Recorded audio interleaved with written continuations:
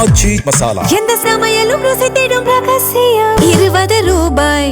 அதிமுக முன்னாள் அமைச்சர் சி.வி. சண்முகத்தின் ஆதரவாளர்கள் சென்னை மெரினாவில் இருக்கக்கூடிய முன்னாள் முதலமைச்சர் ஜெயலலிதா நினைவிடத்தில் மரியாதை செலுத்தினர்.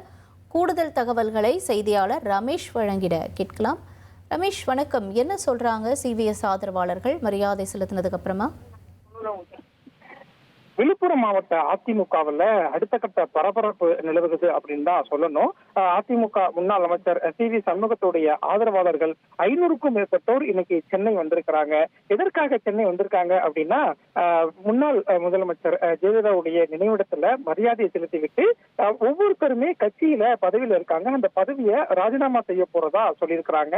500க்கும் மேற்பட்டோர் ஒரு 8 பேருந்துகள் மூலமாக சென்னை வந்திருப்பது விழுப்புரம் அதிமுகவில் மீண்டும் ஒரு பரபரப்பு ஏற்படுத்தியிருக்கு அப்படின்னு தான் சொல்லணும்.